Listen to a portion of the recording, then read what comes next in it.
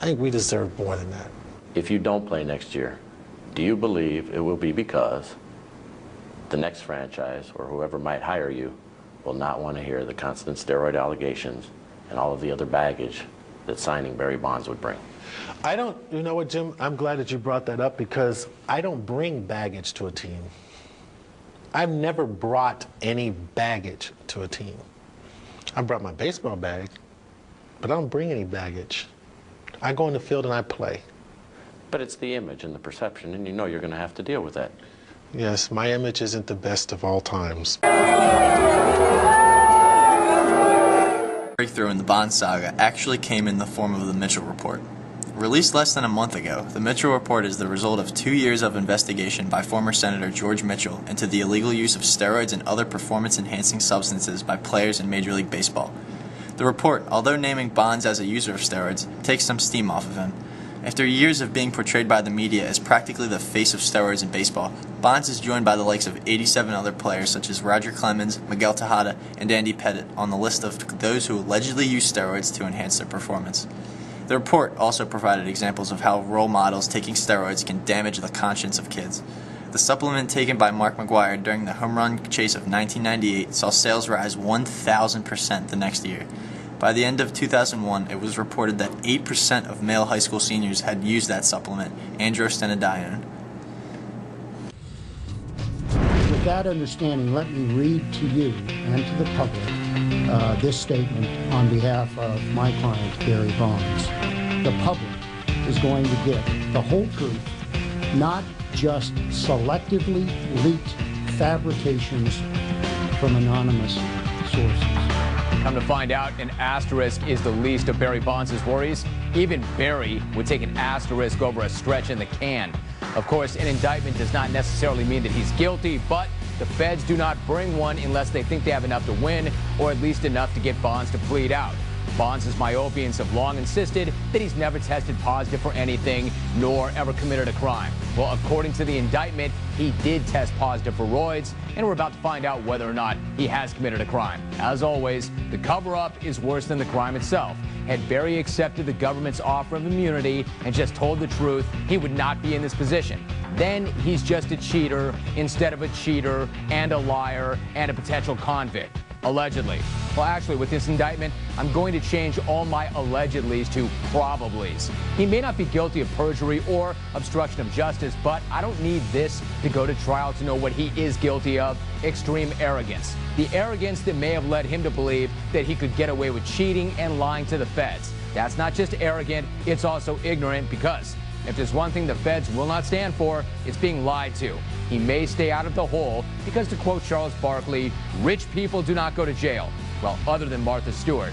He may beat this rap, but he'll never shake it. He may as well just stamp his bigger-than-it-used-to-be forehead with the word indicted, because that's now as much a part of his legacy as any of the 762 bombs he hit were.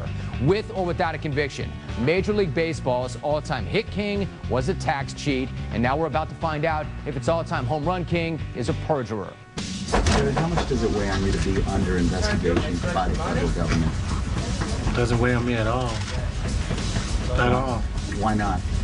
Because it's just you guys talking. That's all it is. It's just media conversation. Well, they're the ones investigating. It's not just media. That's all right, though. Let them investigate. What's your level of concern? Let them. They've been doing it this long.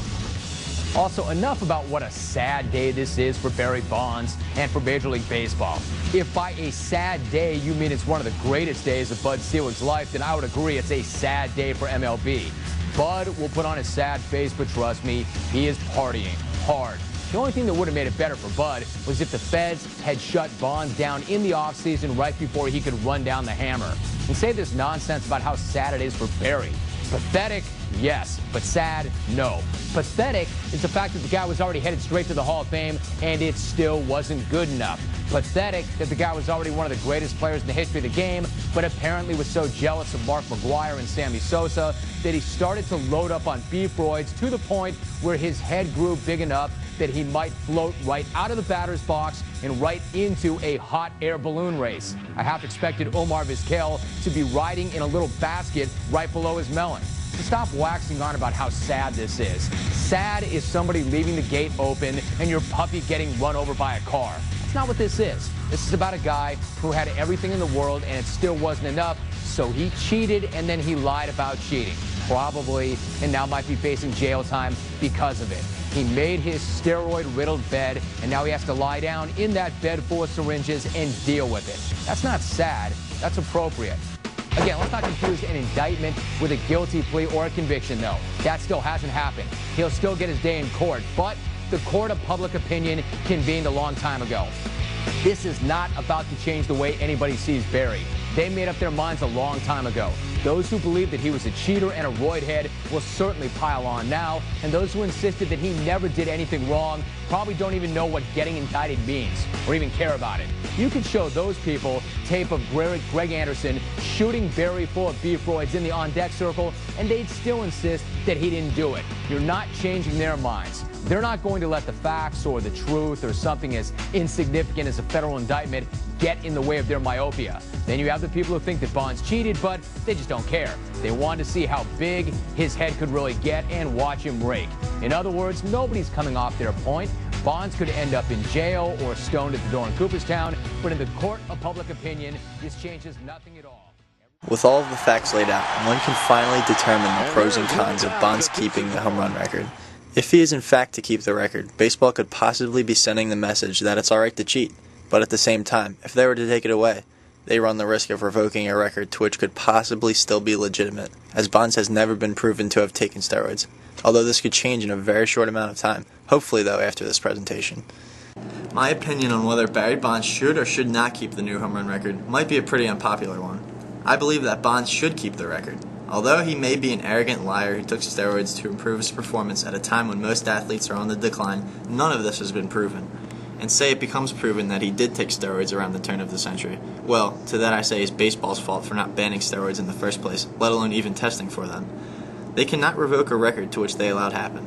And let's think about it. Barry Bonds is being singled out for the entire sports problem. This is because no other player has produced the numbers that Barry has, and were it not for the controversy, Bonds would probably be looked at as the greatest player of all time, as Alex Rodriguez stated at the very beginning of this documentary. Let's also not forget that many pitchers facing Bonds also took steroids. Not only did the hitters get bigger and stronger, the pitchers throwing to them got stronger and threw harder.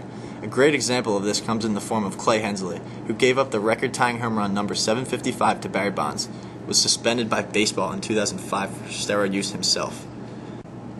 As for my opinion, I also believe Bonds should keep the record. Being a baseball player, one thing that needs to be taken into account is the fact that you still need to hit the ball. The steroids might give you the extra power, but you still need the fundamentals to make contact with the ball. If you're going to take away Bonds' records, you would need to go back and prove when in fact he was on steroids. Furthermore, if Bonds' home run record is going to be revoked, one must go back and revoke all the records of players that have used steroids. All in all, there are more legitimate reasons for Bonds to keep the record than for it to be stripped away. I'll admit, when we first began this project, there was not a doubt in my mind that the record should be revoked. But after taking an objective point of view, I realized that Bonds has been denied the basic rights of an American citizen, innocent until proven guilty.